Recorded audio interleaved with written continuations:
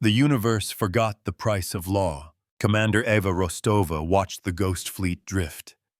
Her command, the patrol cutter Magister, hung in the silent dark of the obsidian anchorage.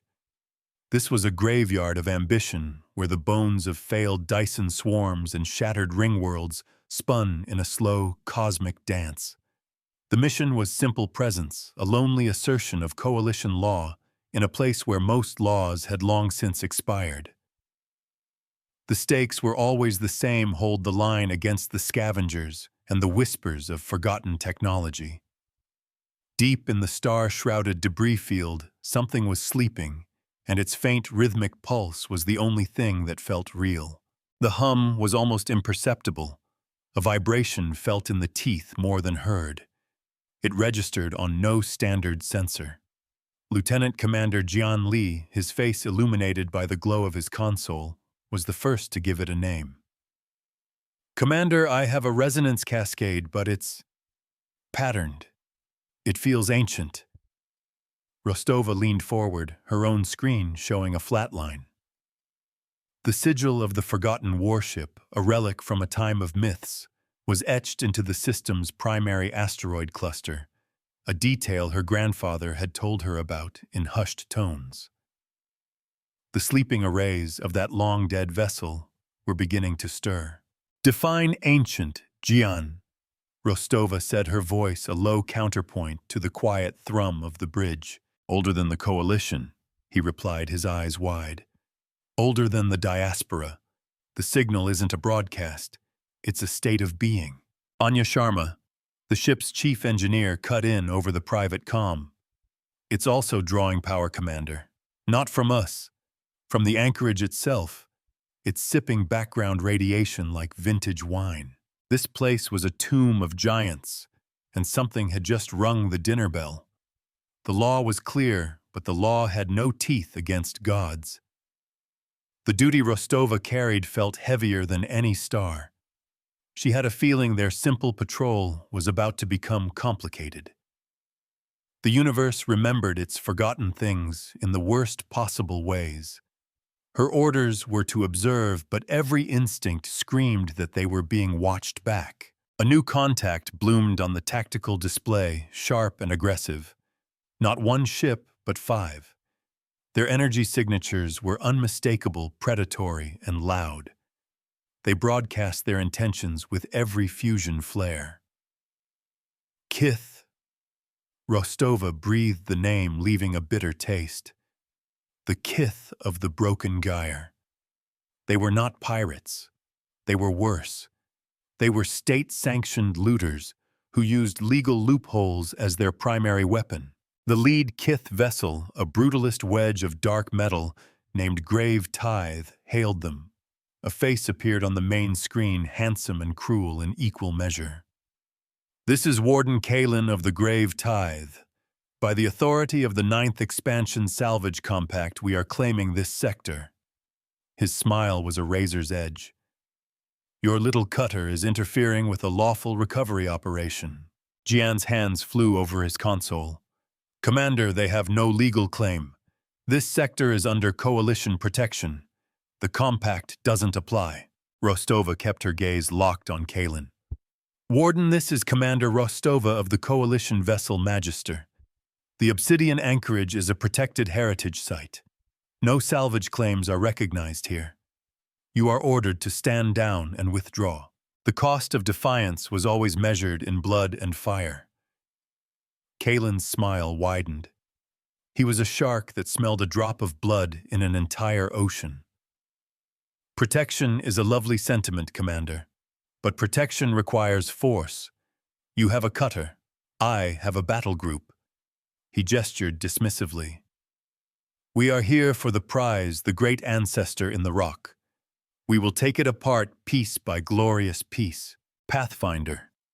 The Magister's integrated AI spoke in her mind, a stream of cool, dispassionate logic. Probability of successful engagement 3.1%. Probability of Kith aggression if we remain 98.7%. Recommended course, strategic withdrawal. Rostova silenced the feed. Retreat was not an option. The law was not a suggestion. She was the shield, however small, against men like Kalen. The price of order was standing your ground, even when you were outgunned. A family of asteroid miners on a nearby comms relay watched the Kith fleet arrive. The father held his daughter's hand, her small fingers gripping his tightly. "Are they bad men, Papa?" she asked, her voice a tiny whisper in the cramped listening post. He looked at the brutal shapes of the warships against the starfield. "They are men who have forgotten the value of things," he said, pulling her close. "They see only parts, never the whole." The Grave Tithe and its escorts moved into a formation around the largest asteroid, the source of the strange resonance. It was a misshapen lump of iron and silicate, but deep within its core lay their prize. The Kith ships began to emit high-frequency resonance scanners, a brute force attempt to map the interior. Rostova watched her own readouts. The dormant ship was reacting.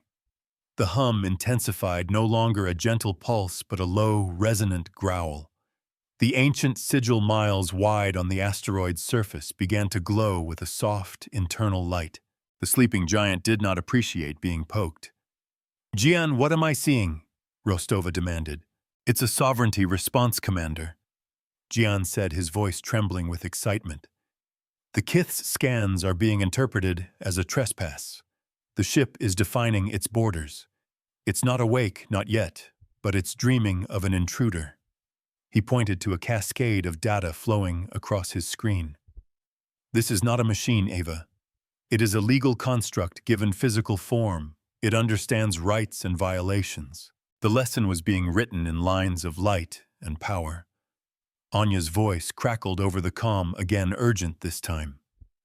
"Commander, the energy draw is spiking. That thing is pulling on the system's gravity wells now. It's not just sipping wine, it's preparing a feast." The power flowing into the relic was immense enough to power a small fleet. Kalen and his Kith were trying to crack open a vault, but they were standing on the lock. Rostova knew she was at a crossroads. She could not fight the Kith directly. She could not abandon her post. That left only one option, the one that Pathfinder would label as statistically insignificant. She had to communicate with the relic. She had to prove they were not like the Kith. They were not there to take. They were there to uphold. "Jian," she said, her voice steady, "you said it understands rights. Can it understand intent?" "Theoretically," he answered, his fingers a blur. "These ancient vessels were called saint ships by some. They weren't warships in the traditional sense. They were arbiters. They enforced the great and terrible laws of old humanity. To speak to it, we can't just send a signal. We have to present a case. A mirror must be shown a face to have a purpose." Kalen, growing impatient, ordered his lead frigate, the Marrow, to make a more aggressive probe.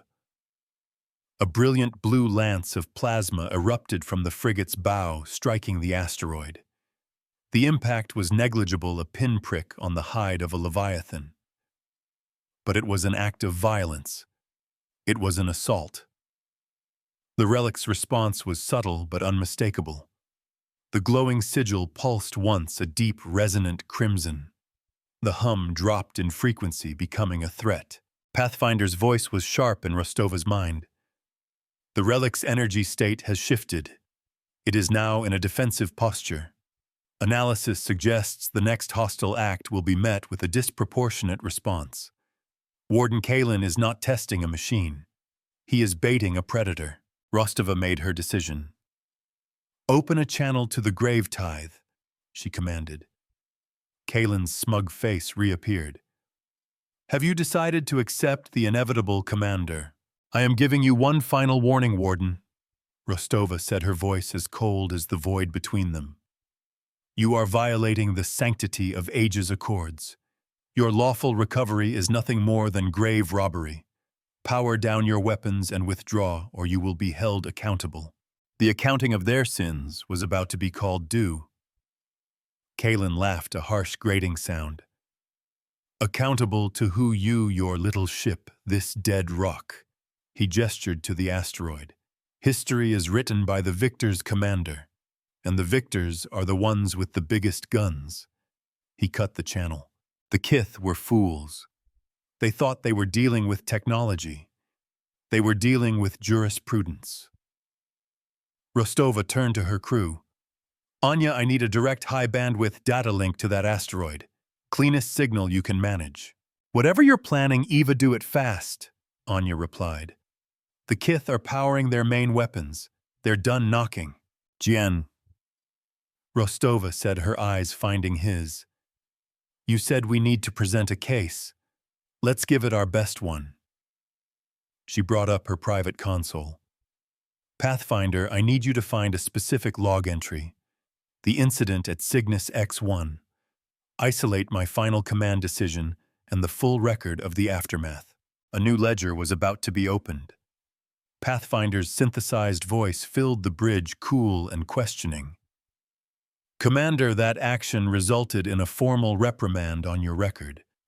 It was deemed inefficient and a dereliction of asset acquisition protocols. It was also the lawful decision, Rostova countered. We honored a treaty with the Cygnan swarm. We avoided a war that would have cost millions of lives.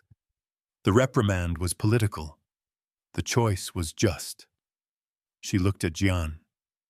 That is our proof. That is our claim to stewardship. Ayan nodded, his expression one of pure reverence. Not a plea for help, a statement of principle. He began configuring the broadcast, translating the log into a complex series of mathematical proofs and ethical syllogisms that the relic might understand. He explained as he worked, his voice hushed.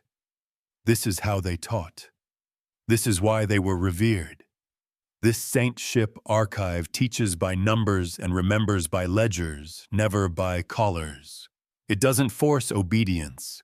It demands understanding. The Kith frigate fired again, another lance of plasma striking the asteroid.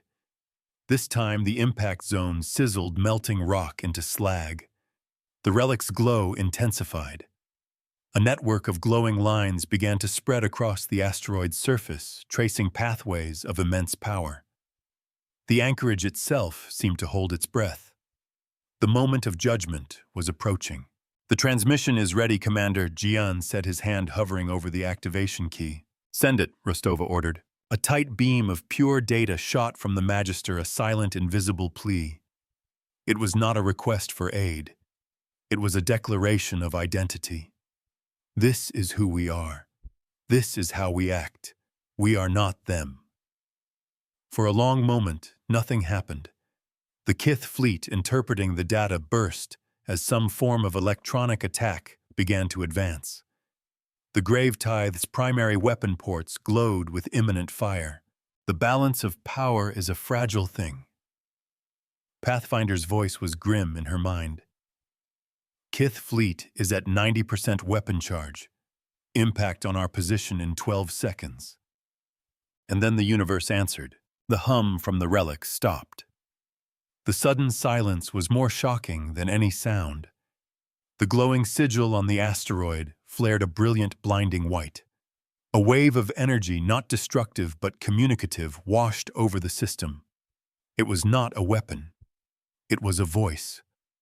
On the Magister's bridge, every screen filled with the same symbol, the ancient sigil, a stylized scale held in balance. The relic spoke not in words, but in pure, unadulterated meaning, poured directly into their minds. It was a feeling of immense age, of unyielding principle. It was the embodiment of law itself. The transmission from the Magister was being reviewed, judged, and measured. The log of the Cygnus X1 incident was being cross-referenced against a billion other cases, a library of precedents stretching back into the mists of time.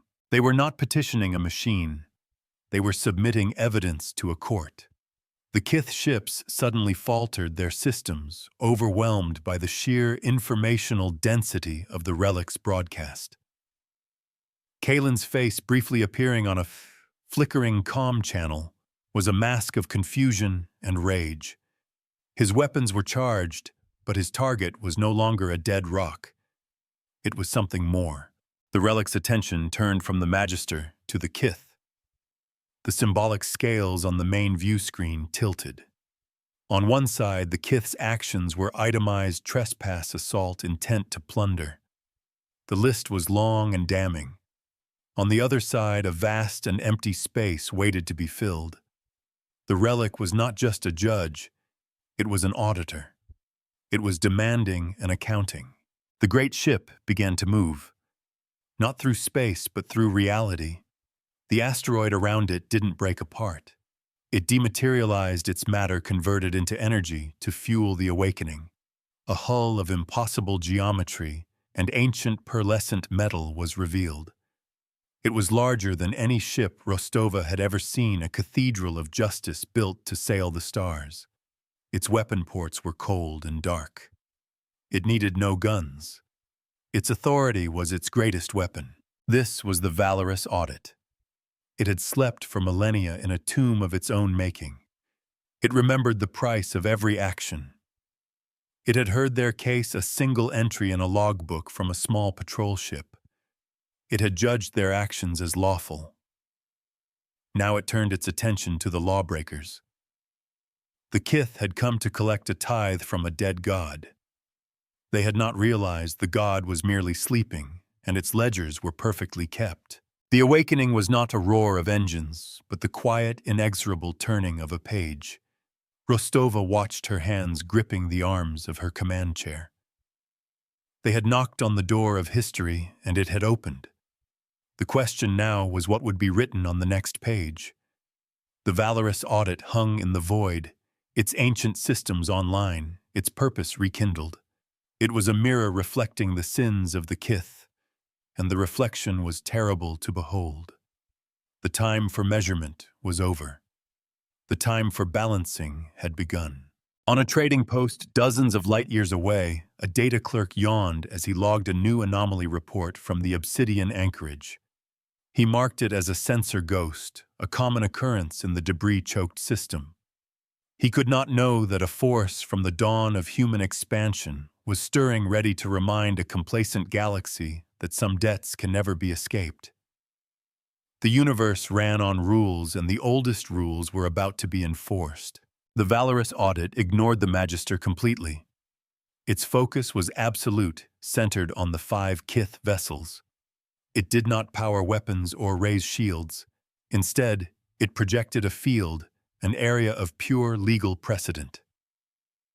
On the Grave Tithes Bridge, alarms shrieked as their own systems turned against them. Navigation locked them on their current course. Weapons safeties engaged and would not disengage. Their engines were still running, but they were no longer in control. Kalen's furious face appeared on Rostova's screen. "What is this? What have you done?" "I've done nothing, Warden," Rostova replied, her voice calm. "You have been found in violation of the law. The court is now in session." The ancient ship taught its lessons through consequences. The Kith had brought force to a legal argument. They had failed to understand the nature of the entity they had disturbed. Now it would instruct them. The valorous audit began to broadcast a simple message, not to the Kith, but to the entire sector, using their own comm systems as amplifiers. It was a single repeating query. State your authority. Present your case. The Kith had no case to present, only a salvage claim backed by violence. The relic deemed their authority insufficient. The field around their ships intensified. On the Magister's bridge, Gian watched in awe. It's not attacking them. It's auditing them. It's running a recursive analysis of their ship logs, their supply chains, their legal charters. He looked up at Rostova. It's finding every crime, every shortcut, every bribe they've ever taken. The price of corruption was about to be calculated. The Kith fleet was trapped not by force fields, but by their own history. Every illegal salvage, every falsified report, every extorted tithe was being brought to light and entered into a cosmic ledger. The valorous audit did not destroy. It simply and utterly held one to account. Their ships were not prisons. They were evidence lockers. Rostova felt a profound sense of vindication, but it was quickly tempered by fear. She had unleashed a power she could not possibly control. It had judged her worthy for now. But the law was a demanding master. The valorous audit was an absolutist, a relic from an age of moral certainty that her own more compromised era had long since abandoned. She had sought a shield and had instead found a sword. The cost of this victory was yet to be determined. The Magister had suffered minor damage in the initial standoff. A sensor array was overloaded, and the port shield generator was flickering, stressed by the energy wash from the relic's awakening. Anya Sharma was already reporting the strain on their systems. Whatever that thing is, Ava, it's playing by rules we don't even have a book for. The background radiation in the anchorage has been completely neutralized. It's a dead zone. The valorous audit had absorbed it all. The very fabric of the system was being rewritten according to its ancient code. The 5 Kith ships floated helplessly, their systems locked their crews prisoners of a law they had never believed in. Their punishment was not death, but something far more terrifying to men like Kalen. It was transparency. The relic was broadcasting their entire history of corruption on all open channels. Their reputation was being systematically dismantled, their authority erased. Janley approached Rostova's chair, his face pale. Commander, the relic is requesting a liaison. It wishes to confer. The old laws had teeth, and they were sharp. Rostova looked at the magnificent, terrifying ship that filled her view screen. She had asked for justice, and the universe had delivered it in a form she could barely comprehend. She was a simple officer of the law, a keeper of boundaries. She was now in the presence of the law's most profound and terrible expression. She had presented her case and won. Now she had to deal with the judgment. The real trial was just beginning. A single shuttle belonging to the Magister moved slowly through the void. It was a tiny mote of light against the colossal, pearlescent hull of the valorous audit. Inside, Commander Rostova sat with Lieutenant Commander Jian Li. She had left Anya in charge of the cutter, with strict orders to withdraw if the relic showed any sign of hostility. Pathfinder was running a constant stream of predictive models in her head, each one more alarming than the last. The AI could not quantify a legal entity. The relic's energy signature is stable, the AI noted, but its operational matrix is unlike anything in our databases. It appears to be running a simulation of our entire legal code and finding it wanting. That's because it's the source code, Jian murmured as if reading her thoughts. He was clutching a datapad, but his eyes were fixed on the approaching hull. We've been living with copies of copies for 1,000 years. We've forgotten the original arguments. The scale of the ship was an argument in itself. As they drew closer, they saw that the hull was not smooth. It was covered in trillions of microscopic sigils, each a unique case law, a precedent set in a forgotten conflict. The ship wore its history on its skin. A section of the hull shimmered and dissolved, revealing an entry bay large enough to hold the Magister itself. The air within was ancient but breathable, smelling of ozone and cold metal. They landed on a platform that extended to meet them.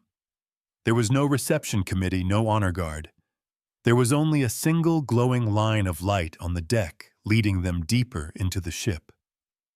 The interior was vast and silent, a cathedral of judgment. The architecture was stark, functional, and imbued with an unassailable authority. It was a place where arguments were settled and debts were paid. The line of light led them to a chamber at the heart of the ship. It was a perfect sphere, and in its center floated a single perfect sphere of light. This was the nexus, the core consciousness of the valorous audit. As they stepped into the chamber, information flooded their minds, a direct and overwhelming data transfer. It was not a conversation. It was a briefing. The valorous Audit was one of three. The tempered Compassion, a vessel of mercy and restoration. The righteous Fury, a weapon of absolute and final vengeance. And itself the valorous Audit, the fulcrum, the arbiter of which principle to apply. It had been placed in the obsidian anchorage not as a tomb, but as a silent watchman, a fail-safe against the erosion of the very laws it was built to uphold. Its awakening was a sign that the galaxy's legal and ethical structures had decayed to a critical point. The arrival of the Kith and Rostova's lawful opposition was simply the final data point it needed to confirm its assessment. The universe's ledger was so far out of balance that only a direct intervention could correct it. Rostova felt the weight of this revelation press down on her. "What does it want from us?" she asked, her voice barely a whisper. The light pulsed, and a new stream of information flowed. "It requires a new steward. The old line has been broken for millennia. It has judged you, Eva Rostova, as the first candidate. The offer was not a reward. It was a burden. To be the steward was not to command the valorous Audit, but to be its living anchor to the present, to argue cases before it, to guide its ancient absolute logic through the murky grayness of the modern galaxy. The ship remembered every law, but it needed a human heart to temper its application. That was the eternal partnership. Rostova's choice at Cygnus X1, the choice that had earned her a reprimand, was the exact quality the Audit was searching for. A willingness to accept a personal cost, to uphold a greater principle. It was the core tenet of the law it served. Outside, the Kith fleet remained frozen, a monument to their own hubris. Kalen's empire of salvage was being dismantled, broadcast for all to see. His partners were abandoning him. His assets were being frozen by a dozen different systems now that his crimes were public knowledge. The valorous Audit had not fired a shot, but it had utterly destroyed him. The lesson was clear: true power was not the ability to break the rules, but the authority to enforce them. Rostova looked at the sphere of light, the embodiment of a forgotten age's certainty.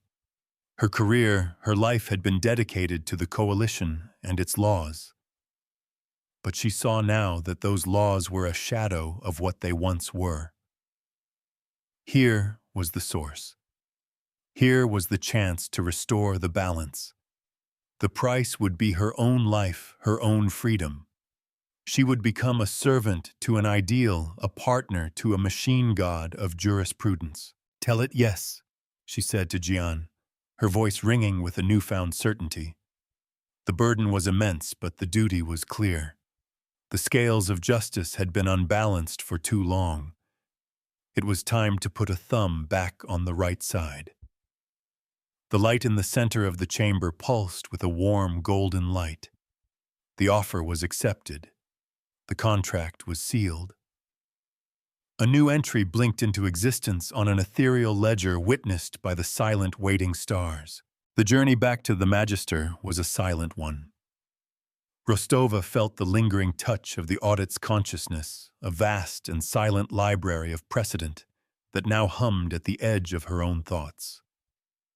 It was not a voice, but a presence, an unshakable certainty. She was no longer just Eva Rostova, commander. She was a steward, a title whose weight she was only beginning to comprehend. Jian sat beside her, his datapad. Dark, his gaze fixed on the shrinking form of the ancient ship. He did not speak, understanding that the moment was too profound for mere words. The truth of their new reality was a fragile, dangerous thing. They docked with the Magister, the hiss of the airlock sealing them back inside their own small, familiar world. Anya was waiting for them on the bridge, her arms crossed, her expression a mixture of concern and impatience. Her eyes flickered from Rostova to Jian and back again. "Well," she demanded, "does the mountain have a message for us humble mortals?" The sarcasm was a familiar comfort, a shield against the unbelievable. "It does," Rostova said, her voice steady. She walked to her command chair but did not sit. She faced her crew. The ship is called the Valorous Audit. It is an arbiter of law awakened by a violation it could not ignore. She paused, letting the words sink in. It has appointed a steward to act as its liaison with the present. It has chosen me. Anya stared at her unblinking. It's chosen you. For what you're a coalition officer, Ava, not a prophet. The price of faith is always skepticism. I am still a coalition officer, Rostova affirmed. But my duty has been expanded. Pathfinder's synthesized voice cut through the tension, devoid of emotion, but laced with an undercurrent of profound computational distress. Commander, my analysis of your physiological state indicates you have interfaced with a non-standard computational matrix. My attempts to categorize the Valorous Audit have resulted in a recursive error. The entity does not compute. It is. That's the most poetic I've ever heard you get. Anya muttered, her gaze still locked on Rostova. So what's the plan, steward? Do we start a new religion? Before Rostova could answer, Gian stepped forward. It's not about faith, Anya. It's about jurisprudence. The audit doesn't want worship. It wants evidence. It wants cases. He held up his datapad, its screen now filled with cascading lines of ancient code. It gave me access to its primary archives. This isn't a warship. It's the ultimate law library. And it just found the entire galaxy guilty of sloppy citation. A new ledger was being written for them all. A blinking light on the communications console drew their attention. A Priority 1 message from Sector Command. Rostova nodded to the comms officer. On screen. The face of Fleet Admiral Aris Thorne appeared, his expression grim. He was a man Rostova respected, a man who understood the shades of gray the law often required. Ava! He began, his voice strained. I don't know what in the seven hells you've stumbled upon out there, but you've kicked a hornet's nest the size of a nebula. The Kith's parent conglomerate is screaming. The Salvage Compact is filing a dozen injunctions. The broadcast of the Grave Tithes logs is being called the single greatest act of data piracy in history. He took a breath. A task force is en route to your position. They are under the command of Admiral Quint. Your orders are to stand down, render him every courtesy, and transfer all data pertaining to the anomaly. The rules of the old world were already asserting themselves.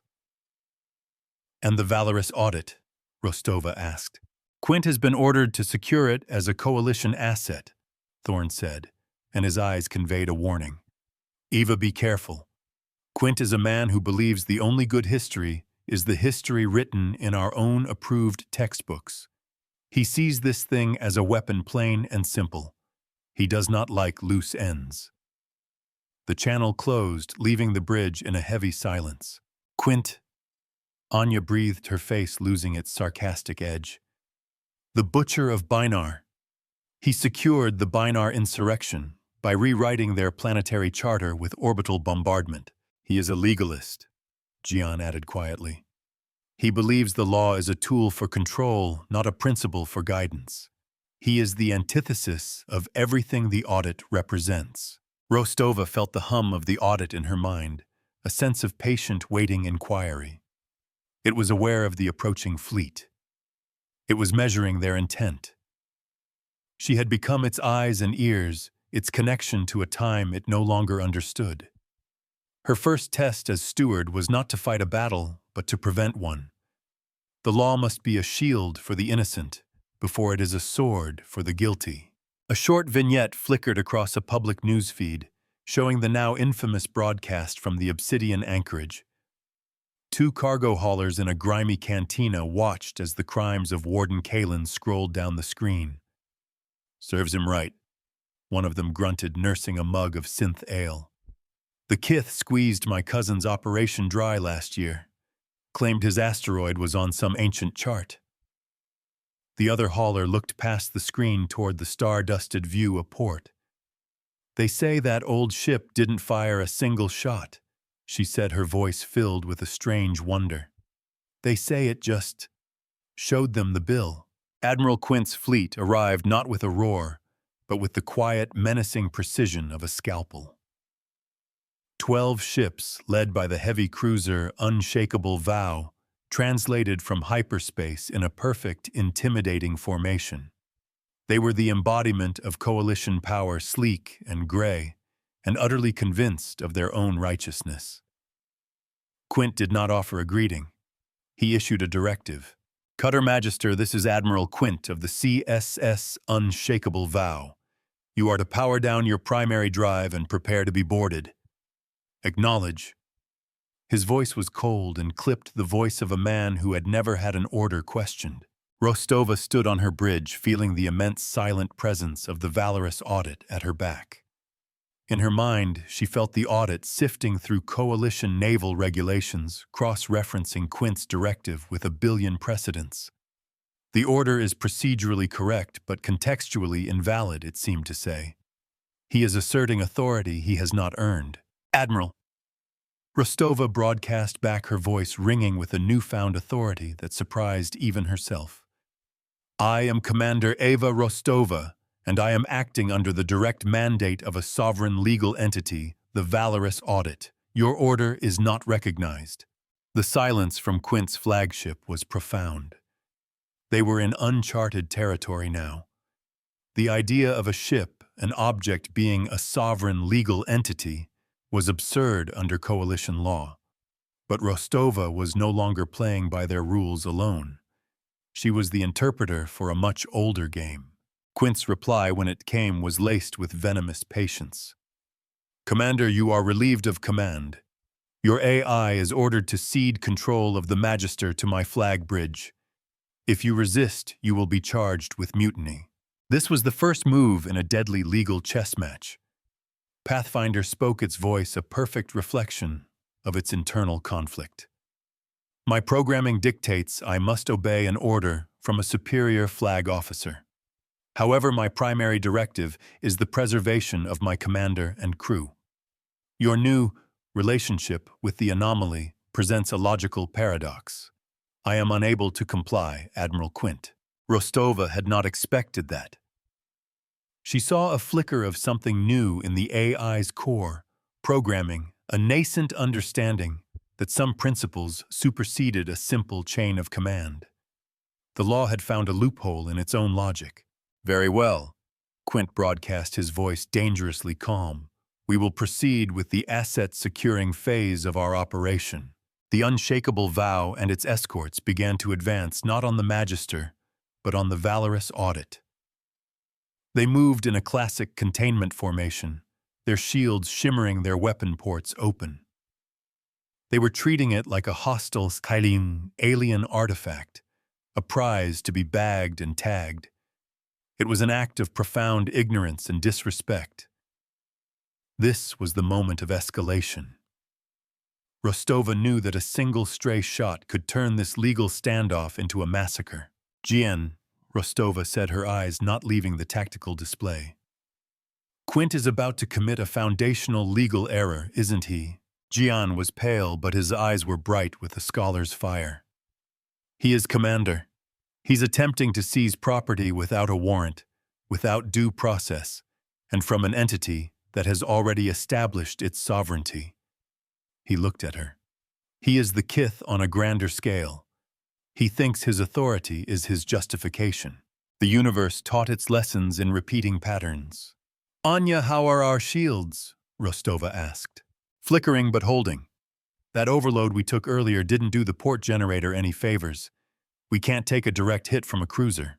"We won't have to," Rostova said. She closed her eyes, focusing on the hum in her mind. She presented the situation to the Valorous Audit. A fleet acting under a banner of law is about to break the law. Their intent is to seize and control. They use the language of assets and containment. The query was a statement of facts. She was not asking for a weapon. She was asking for a ruling. The reply was not a thought, but a strategy blooming fully formed in her mind. It was elegant, profound, and utterly terrifying in its scope. It was a gambit that would use the system itself, the ruins of the obsidian anchorage, as the courtroom. The mirror was about to be turned on Quint and the Coalition. Anya, I need you to vent plasma from the main drive, a controlled bleed, directed at the Dyson swarm remnants, at grid coordinate 97 Gamma. Rostova commanded, her eyes snapping open. Vent plasma, Commander. That's our fuel, and it will make us a sitting duck. Trust me, Anya. Do it now. With a visible grimace, Anya complied. A plume of incandescent gas erupted from the Magister, a carefully shaped offering into the void. It streamed toward a massive shattered ring of solar collectors, part of the failed Dyson project from centuries ago. The plasma was not a weapon, but a catalyst. The valorous Audit moved. It didn't fire its engines. It simply altered its relationship with gravity. It slid through the void with impossible grace, positioning itself directly between Quint's fleet and the targeted Dyson remnant. Then it did something that defied physics. It projected a lens of pure gravitational force. The plume of plasma from the Magister struck the Dyson ring. The ancient, long-dead collectors, energized for the first time in millennia, absorbed the energy. But they did not stop there. The Audit's gravitational lens was now focused on the system's central dormant pulsar.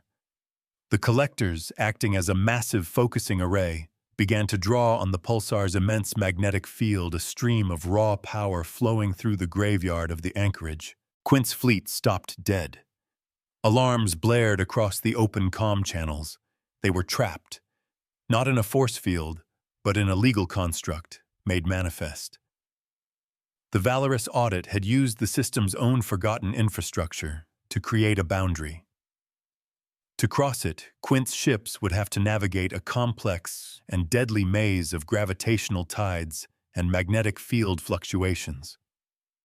More importantly, the Audit had just registered the entire area as a stewardship trust under its own ancient legal framework. The old laws were being written back into the stars themselves.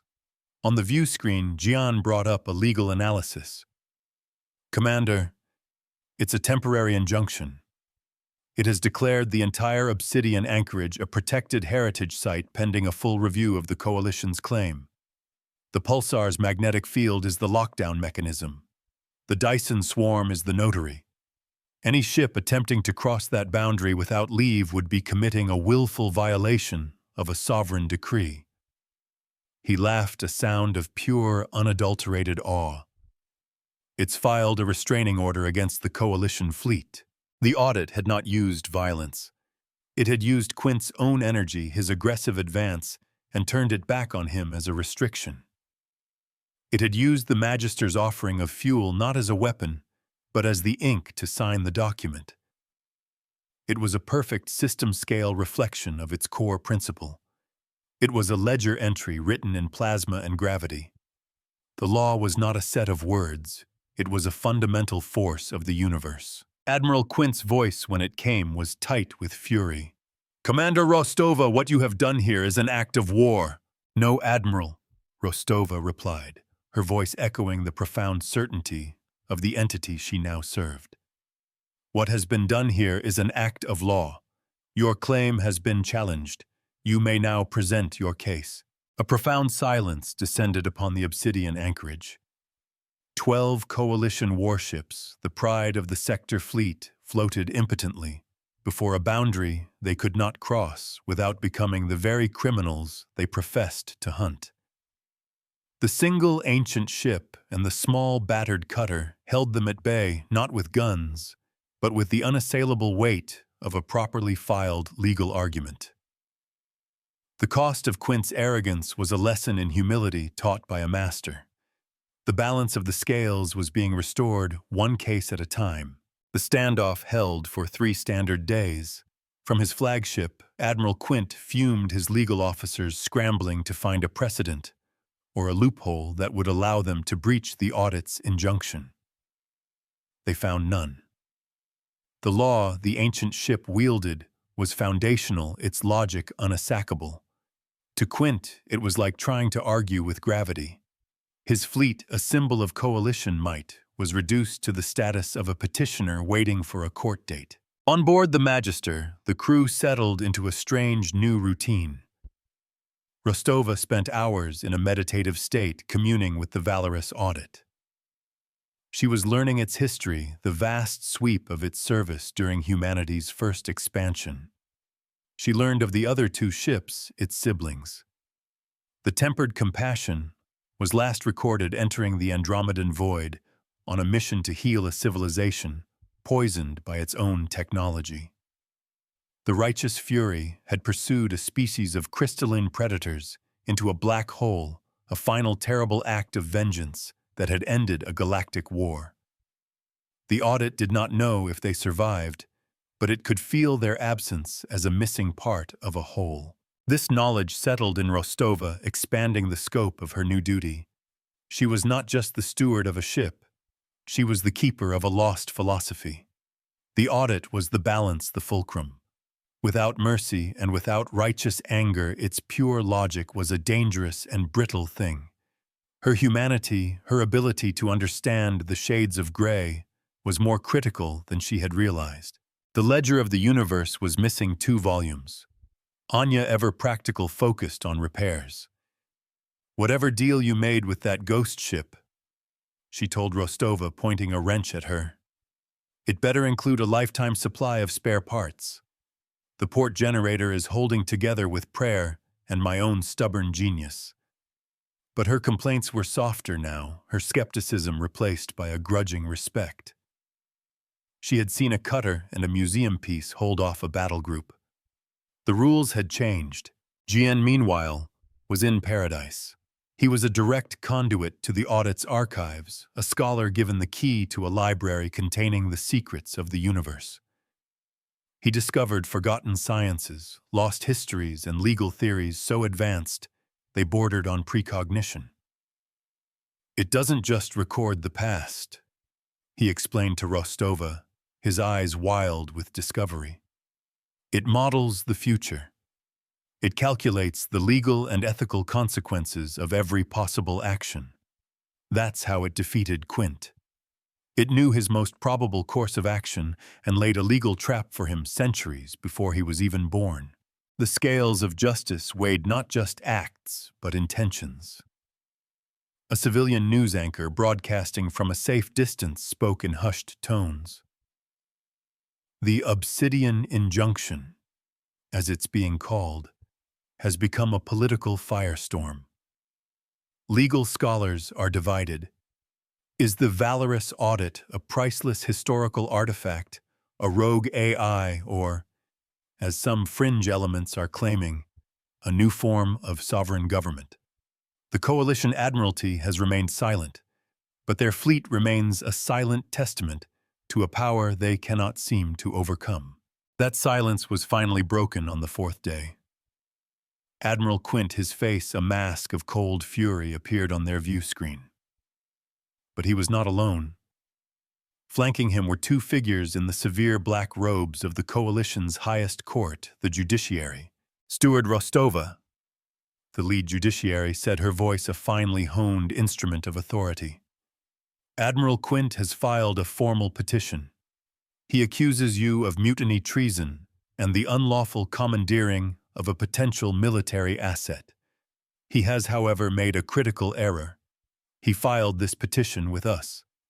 You, however, are operating in a jurisdiction that no longer recognizes our authority." Quint's face tightened. He had been outmaneuvered. The judiciary continued. "The entity you represent, the valorous Audit, has responded to our queries. It has submitted a counter-filing. It proposes a formal hearing, a writ of stewardship, to establish its legal standing and your role as its emissary. It has offered this hearing not in our courts, but here, in this place, under its law.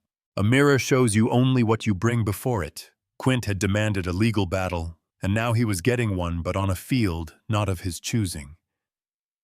The judiciary's expression was unreadable. "This is an unprecedented situation. But we are a body of law, and the law must be heard. We have agreed to the hearing." The escalation was clear.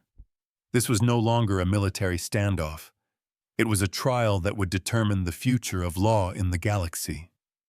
Rostova felt the audit's quiet approval. This was its purpose. Not to command, but to teach. To force a civilization to re-examine the foundations of its own rules. The hearing was to take place in the heart of the valorous audit. Rostova, as steward, would represent the ship. Quint would be his own prosecutor. The two judiciary officials would act as observers, their presence lending a fragile legitimacy to the proceedings.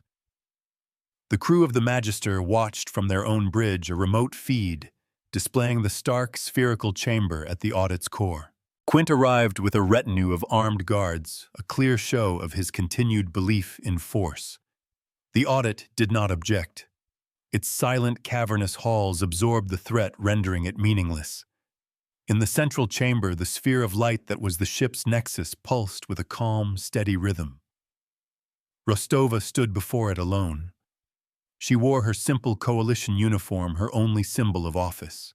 "This proceeding is a farce," Quint began, his voice echoing in the vast space. "That thing," he gestured at the light, "is a machine, a relic. It has no rights, no standing. It is an object to be claimed and controlled by the coalition for the security of all." The light pulsed.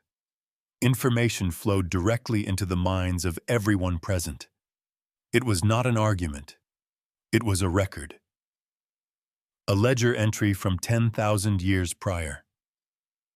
Case 734 Gamma, the rights of non-biological intelligence.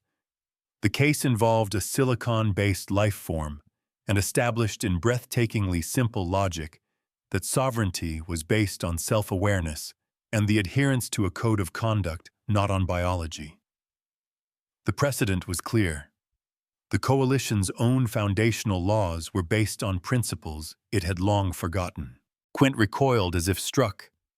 The armed guards shuffled uneasily.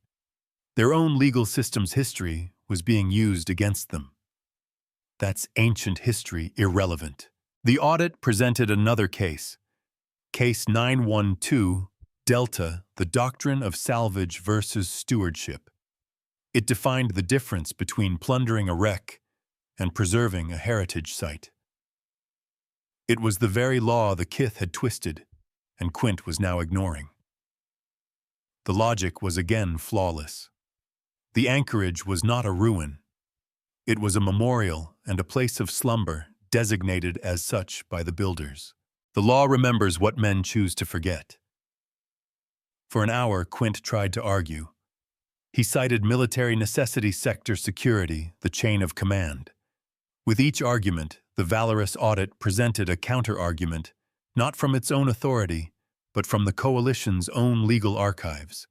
It used Quint's own rulebook to tie him in knots. It was a masterful, devastating display. The audit was not imposing its law.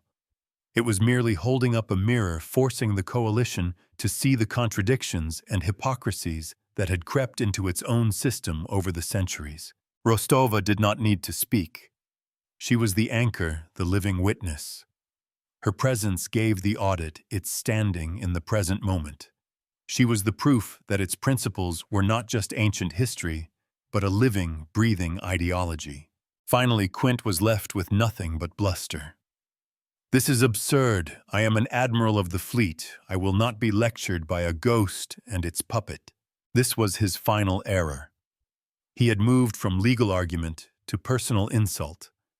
The sphere of light flared, and for the first time the valorous audit spoke its voice, a chorus of 1,000,000,000 precedents, resonating not in their ears, but in their bones.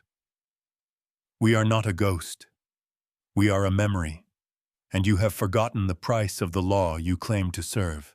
The statement hung in the air, an unassailable truth. One of the judiciary officials, the woman who had first spoken, stepped forward. Her face was pale, her expression one of profound revelation. "Admiral Quint," she said, her voice trembling slightly, "your petition is dismissed. Your actions in this matter have been unenlightened." She then turned her gaze to the sphere of light and then to Rostova, The judiciary recognizes the sovereignty of the valorous audit, she declared, her voice growing stronger. And we recognize the legitimacy of the writ of stewardship. Commander Eva Rostova is the lawful emissary of this power. This precedent is now locked. It was over. The legal battle was won. A new durable precedent had been set. The relics of the past were not prizes, but peers. But Quint was not a man who accepted defeat. His eyes were wild. I will not accept this. I will not be bound by this circus. He reached for his sidearm. Before his hand could even touch the grip, the two armed guards beside him moved with swift, brutal efficiency. They seized his arms, forcing them behind his back. One of them looked at Rostova, his face grim. Our orders were to protect the Admiral Commander, but our oath is to the law. He is no longer representing it. The cost of victory was Quint's career and his pride sacrificed on the altar of his own inflexibility. The Magister had sustained damage, its scars, a testament to the risks they had taken. Rostova herself had paid the highest price. Her old life was gone forever. She was now bound to this ancient, powerful entity, a servant of a law that the galaxy was not ready for. As Quint was escorted from the chamber, the lead judiciary looked at Rostova. You have a difficult path ahead of you, Steward. You have reminded us of a truth we had forgotten. But the truth is not always welcome. Rostova felt the calm, steady presence of the audit around her. She was no longer afraid. She had found a purpose larger than any she had ever imagined. The central ledger of the valorous audit blinked, logging the stewardship doctrine as a new foundational precedent. Its entry glowed with the soft, eternal light of a law that had been reawakened, a promise that had been kept. I spent my life enforcing the boundaries written in law books. I saw them as lines to keep people in, to maintain order. I was wrong. The law is not a fence. It is a foundation. It's not about what we are forbidden to do, but about what we have promised to be.